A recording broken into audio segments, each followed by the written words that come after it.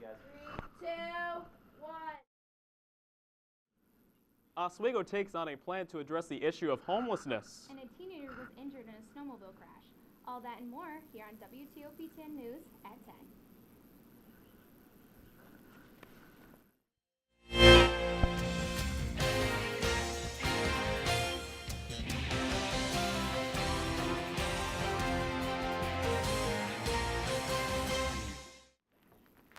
Good evening, Oswego. This is WTOP 10 News at 10. I'm Kevin Carr. And I'm Kara Bormwald. Let's take a look at your top stories. Homelessness is an issue that many know exists, yet finds its way into few discussions. On March 13th, Oswego County will be featured as Coach. Oswego County's Continuum of Care Committee hosts a community forum from 1 to 4 p.m. at the Oswego Health Department. COACH stands for County of Oswego Advocates Challenging Homelessness. The community forum will give the public the ability to hear the specifics of homelessness in Oswego County and learn of plans being developed to fix the issue. One subject to be addressed will be the number of people homeless or at risk of becoming homeless in the county. COACH is discussing plans to rapidly rehouse the homeless in permanent affordable housing with necessary support services and to provide staff to monitor and support homeless individuals in emergency housing situations to assist in rapid transitions. A boy has been taken to Upstate University Hospital after crashing his snowmobile. The boy was riding with his father on a trail in the town of Granby when he took a sharp left turn and crashed into a ditch. The boy's father called 911 just after 3 this afternoon. Mentor Ambulance took the boy to Upstate Hospital for non-life-threatening injuries. Police say that his injuries are minor. New York state law says children 10 to 13 years old can operate a snowmobile if they have completed a snowmobile safety training course and are accompanied by someone 18 years or older. Police say they are trying to determine whether the boy had completed the course. An Oswego man has been sentenced for the murder of his wife. Robert F. Mosier was sentenced on Wednesday for 5 to 15 years in state prison on his conviction for second-degree manslaughter. He was also sentenced to 6.5 years and 3 years post-release supervision upon his conviction for second-degree assault. Mosier admitted that he recklessly caused the death of his wife, Teresa Mosier, by placing his arm around her throat to restrain her. He acknowledged that his actions caused the injuries and resulted in his wife's death, though he denies any allegations that he had intention to kill her. Fayetteville Manlius students are dancing to make a difference. The students are dancing around the clock to raise money to send 150 kids with life-threatening diseases to a free week at Camp Good Days on Cayuga Lake. Many students are dancing because they know someone who has been affected by a life-threatening disease. For the children with the life-threatening diseases, it will be a week of relaxation and as close to a normal life as possible for kids from across the area. Well, we have had some snow showers earlier this evening. Jack Durkin is here to give us a check on our weather. Thank you, guys. We did have a little bit of light snow during our dinner time hours. We got about an inch of snow, and we actually got about a half an inch of snow this morning. But if we take a look at our current conditions outside the campus center right now, we do have light flurries outside, and we do actually expect those flurries to continue into the overnight hours. And we are at 15 degrees, and 3 degrees is our real feel, and that's thanks to a 10-mile-an-hour wind out of the west. But our top weather headlines include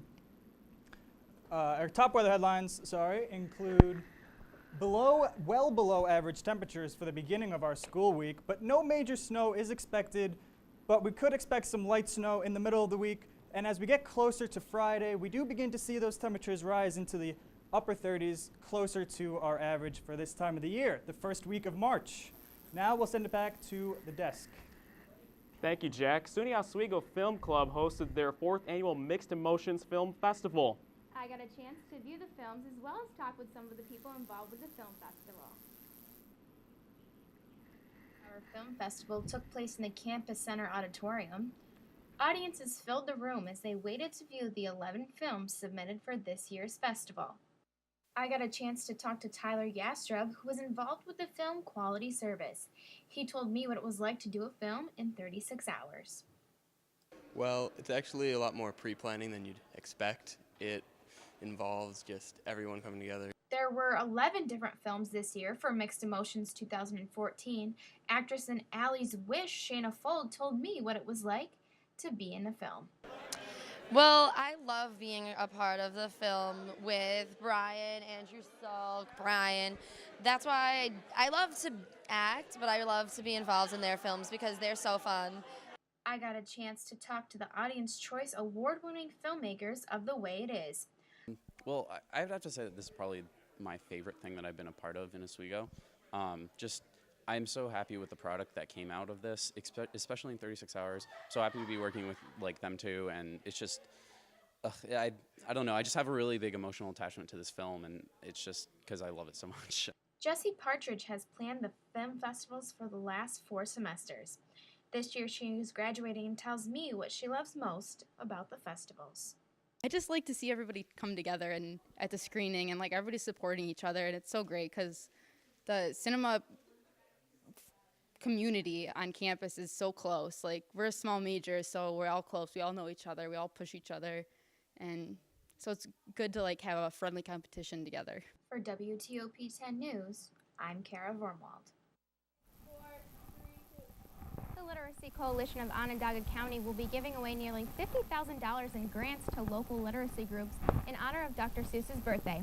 The grants will support literacy groups programs from families taking part in the Imagination Library. The announcement of the winners will take place tomorrow at 2 p.m. at the Hazard Branch Library in Syracuse. The coalition will also host a book fair and story time at 11 a.m. at the Barnes & Noble in Syracuse. A portion of all purchases made until March 8th will benefit the coalition.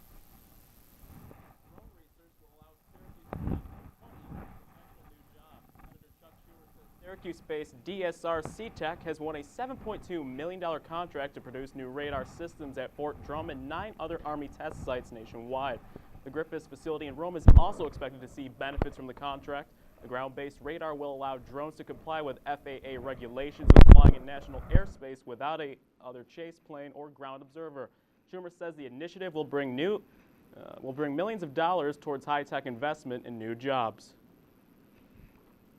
It may be early to think about riding a bicycle in this weather, but one of the area's biggest rides is getting ready for their ride June 8th. The Tour de Cure is a fun and awareness raiser for the American Diabetes Association. The tour has 5 routes of varying lengths and starts at Verona Beach State Park. The ride is open to all, and the after-ride party is open to all non-riding friends and family. If you'd like more information, you can check the Tour de Cure website for updates. Onondaga County's increase in sales tax collections in 2013 was about average for the state. This is despite the fact that the county is home to Destiny USA, the 6th largest shopping mall in the country. Onondaga County saw a 2.6% boost in collections last year. The county's projected increase was slightly higher at 3.4% growth in its 2013 budget. Increased sales tax revenue was a major selling point for Destiny USA when they set after a 30-year property tax break from Syracuse in exchange for expanding the mall. It isn't clear as to how much Destiny has contributed in sales tax collections so far. The county's increase in sales tax collections has translated into approximately $8.4 million in extra revenue. Coming up after the break, our meteorologist Jack Turbin will have a look at the forecast. And find out why inmates will not be getting a college education. All that and more after the break. You're watching WTOP 10 News.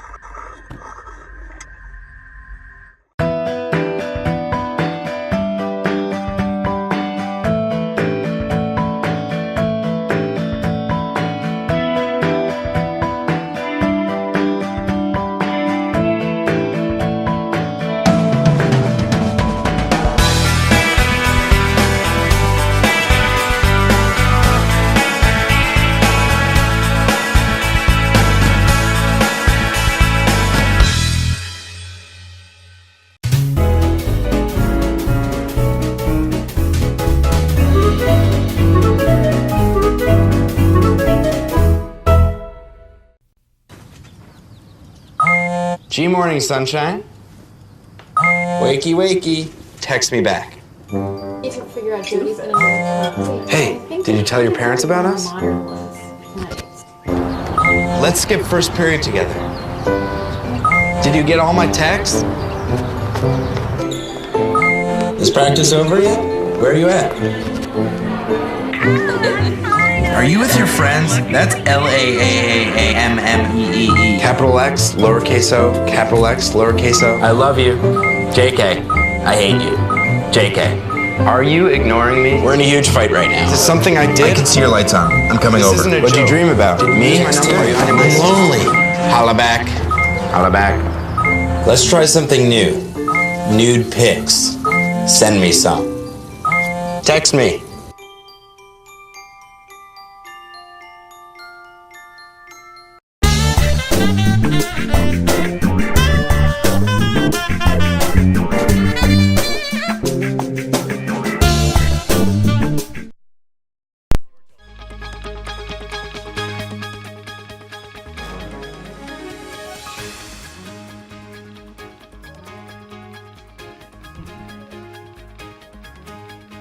Good evening, Oswego. I'm your Storm Team 10 meteorologist, Jack Durkin, here with your current conditions. It did actually go down 1 degree to 14 degrees outside the campus center. And look at that, 1 degree as our real feel. Thank you, Mr. West wind at 10 miles per hour, excuse me. Here's that winter storm that's going to be affecting the mid-Atlantic states. It will not be pushing into the central New York states, but if we zoom into our regional radar, you can see here that we do have 2 light lake effect snow bands that are south and north of the city of Oswego and SUNY Oswego campus that is just getting light flurries right now, which can actually accumulate to over an inch overnight. And our state temperatures, look at this. New York City, you can't see it, guys, but it's 36 degrees and 2 degrees in Watertown right now. That's an incredible temperature difference for the state of New York. 13 degrees in Syracuse, 9 in Buffalo, Jamestown 5. And if we look at our tonight temperatures of 4 degrees, we're going to drop down to with that light snow accumulating around an inch, but dangerously low wind chills. We do have wind chill advisories in the area, but not for Oswego County. And those wind chills, thank you to the 10 to 15 mile an hour winds that are going to drop our temperatures below 0 at times. So really layer up as you hit the bed tonight, because it's going to be very cold. Our Monday weather map, we're going to be dominated by a high pressure system that's going to be reeling in this cold air. Another Arctic outbreak is going to be coming into our region for the first few days of this week. So for tomorrow, we're going to see temperatures at only 9 degrees, not even reaching 10 degrees tomorrow, and that wind chill will be below 0 again before noon. But afternoon, we can see it warming up a little bit above 0, if you can really say warming up. Just very, very cold tomorrow. You really have to make sure that you dress appropriately. Gloves, hats, scarves, just anything to keep yourself warm, because frostbite is an issue with this type of temperature. So planning out your day tomorrow as you're waking up at 8 a.m., 5 degrees, bitterly cold, bone-chilling cold. 12 p.m., mostly cloudy skies, only warming up to 8. And as you're heading home at 5 o'clock, cloudy skies remain. And at 3 p.m., we're going to see that high around 9 degrees. For tomorrow night, again, the same. 3 degrees is going to be our low temperature with wind chills below 0 and another chance of snow. Not much. We're not talking about big accumulations here, guys. We're just talking about a few inches here and there, maybe less. And for our week heading into Wednesday and even Thursday, we're going to see that Arctic air with widespread 15 to 30 degrees below normal for the first week of March. We should be talking about 40s, maybe 50s at this time of the year. But now for our 5-day forecast, you see beginning tomorrow 9 degrees, and through our work week, snow chances and 20 degrees both Tuesday and Wednesday. And as we get into Friday, we could be talking about close to 40 degrees. It's crazy. 9 degrees on Monday and 37 on Friday. I'm really looking forward towards the end of the week, towards the 40s. Yes. It's March. I just want the snow to go away. I'm a big snow lover, and I'm just fed up with it. You know, I hate waking up in the morning and having to brush off my car. It's really becoming a pain. I can agree with that. Brushing off the car, shoveling, it gets annoying after a while. Yes. But Thursday, Friday looks like it could potentially be a little bit nicer. Yes. Well, thank you, Jack, Let's very hope. much. Now we'll take a look at your state and national news. Governor Andrew Cuomo's proposal to fund more college classrooms in New York prisons has been met with criticism from several state senators. One even launched an online petition against it. The program would offer associate's and bachelor's degrees at 10 prisons, which Cuomo says will reduce the likelihood of inmates returning to crime. He proposes spending about $5,000 per year to fund an inmate's education. Senator Dean Skelos, among the senators who are against Cuomo's proposal, says he doesn't believe taxpayers should provide prisoners with free college tuition while middle-class families struggle to pay for their children's. Washington lawmakers are running into problems with the winter storm that is moving east. House Majority Leader Eric Cantor is postponing all vote and legislative businesses for tomorrow because of the weather. The Washington area will be getting 8 to 12 inches of snow, and they aren't the only area being affected. The National Weather Service is issuing warnings, watches, and advisories for 106 million people. A South African man who overcame several odds as an amputee track star during the 2012 Olympics is on trial for what some are calling the trial of the century.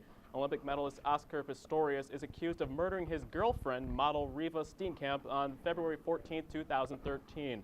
Steenkamp was found that day lifeless on the floor of Pistorius' house. Pistorius says that moments before he pointed his pistol towards an upstairs toilet room and fired 4 bullets through the locked door. He claims he mistook Steenkamp as a burglar, but the state says it was cold-blooded murder. When Pistorius comes into the spotlight again on Monday, hundreds of journalists from around the world will be in Pretoria to witness the proceedings get underway. Millions more will be able to watch the proceedings live thanks to the South African court allowing cameras in the courtroom. Saturday, Russia's parliament approved Russian President Vladimir Putin's request to send troops into Ukraine. Ukraine asked the UN Security Council for their support against the act of aggression. For more on the situation escalating in Ukraine and how the United States will proceed, here's Chris Mozingo. Russia is playing hardball and creating worry among the international community. The United States will stand with the international community in affirming that there will be costs for any military intervention in Ukraine. Russia's parliament ignoring President Obama's warning, approving the use of troops on the ground in Ukraine. Pro-Russian forces entered Ukraine's Crimea region. The heavily armed gunmen in unmarked military uniforms patrolled the streets and raised the Russian flag over the Crimea parliament. But Russia says no decision has been made about putting troops on the ground. Ukraine's prime minister isn't buying it, calling on Moscow to recall their forces. The question is whether or not what is happening now might be crossing a line. If Russia does invade Ukraine, Senator John McCain says the U.S. could enforce far-reaching sanctions and restart its missile defense program in the Czech Republic. There's a number of other actions we could take, and obviously we're not going to be sending troops anywhere or armed conflict. I'm Chris Mozingo reporting.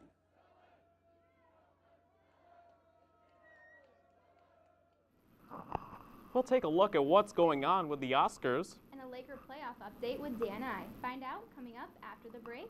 You're watching WTOP 10 News.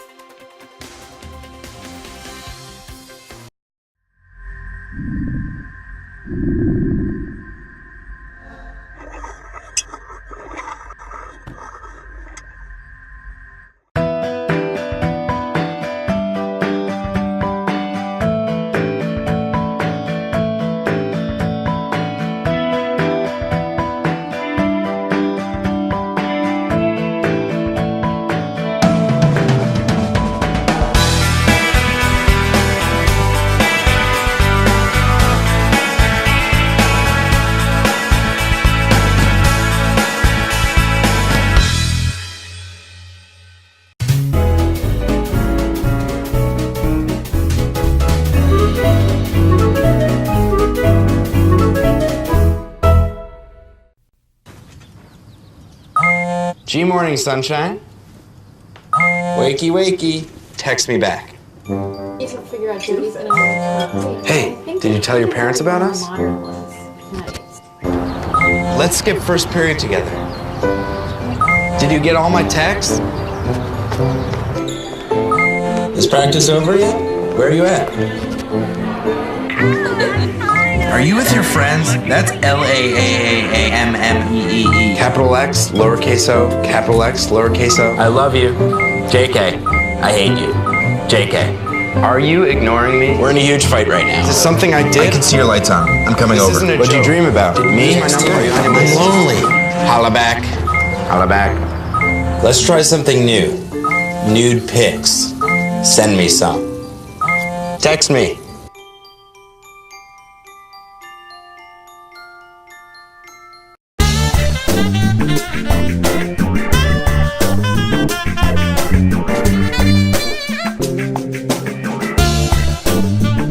Is a big day in Hollywood because the Oscars are being held. At the red carpet, there were a lot of actors and actresses who arrived in great fashion. Let's take a look.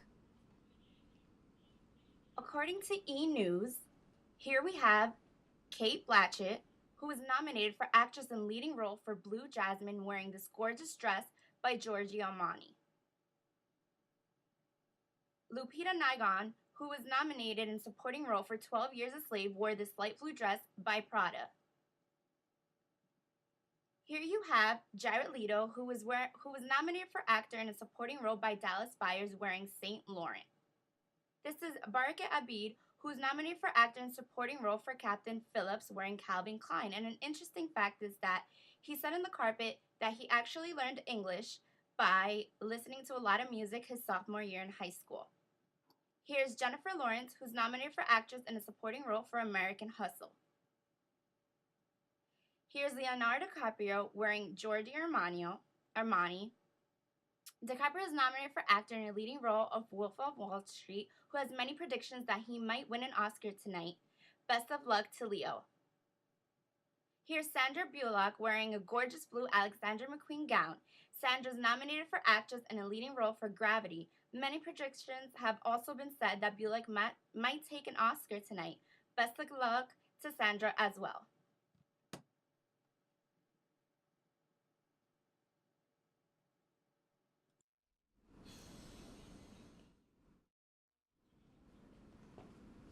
Well, looks like they should practically give an award for who has the best, most gorgeous outfit. Yeah, definitely. I'm very excited about the awards. I hope Leonardo DiCaprio wins, and so does Sandra Bullock. I think they're both amazing actresses and actors, and I hope they win because they definitely deserve it. Certainly a lot of speculation about Leo. Thank you, Jessica. Yeah, now we'll thank go to you. sports, as Oswego Hockey captured 2 big program wins, and basketball falls just short of their goal.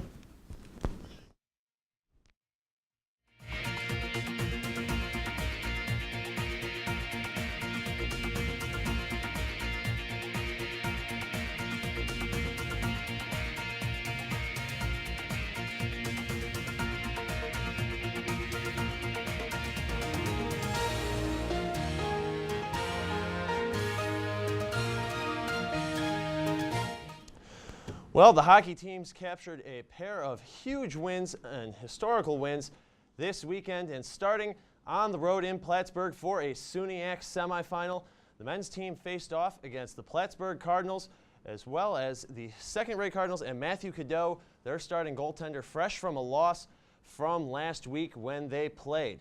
Now this would be starting off Plattsburgh early in the second period on the power play. The Cardinals moving the puck very well. Gets it past Matt Zawadzki as that one goes 5-hole, but it would be the only one Zawadzki gives up as the Lakers were able to battle back. Now in the third period on the power play, David Titanic wraps around behind the net and finds Mike Montagna, the Fulton native, as he ties the game at 1 for the Lakers in enemy territory.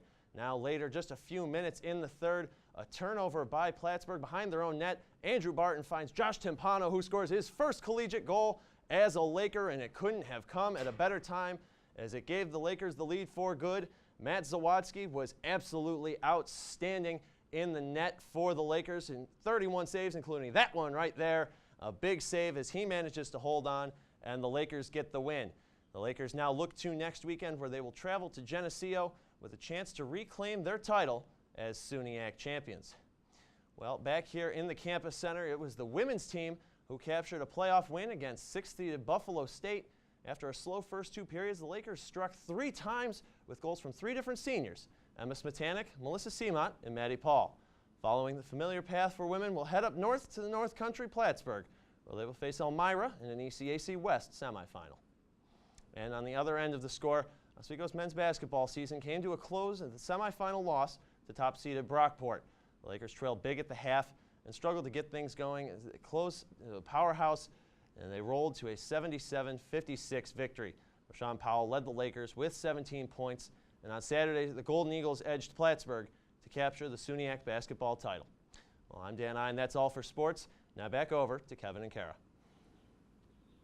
Thank you, Dan. Jimmy Fallon is taking the polar plunge, and it's the 75th anniversary of the Baseball Hall of Fame.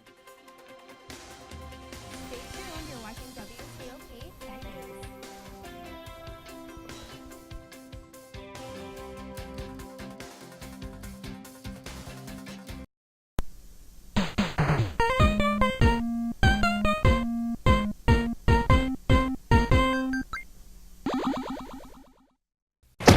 Hey guys, this is my teenage friend Fred. Rad! Hey pal, you want to pay attention to the road? Relax, man, I got it. Look, my man, if your bad driving gets me killed, you better hope you die too, or I will haunt you silly. And I'm not just gonna float over your bed like, woo! I'm gonna be making a more annoying noise, like, ah! And instead of wearing those long white robes, I think I'll wear something more form-fitting and upsetting. The other ghosts will look and be like, wow, we've never seen that before. Hi, I'm CNN's Rob Marciano, and you're watching WTOP 10, your television station.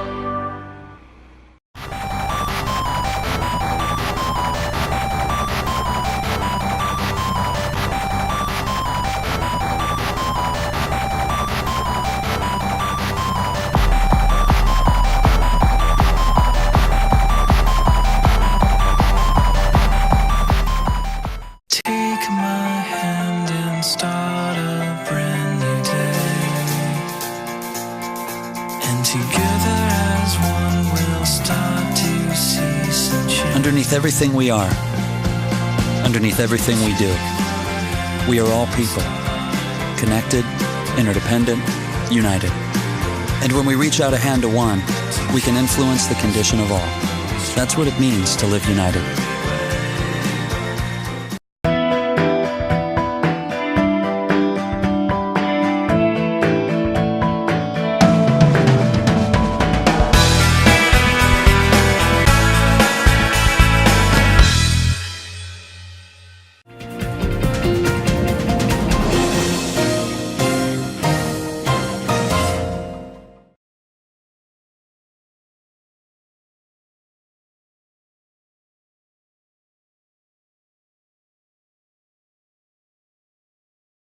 Cloudy skies, and that wind chill again below 0.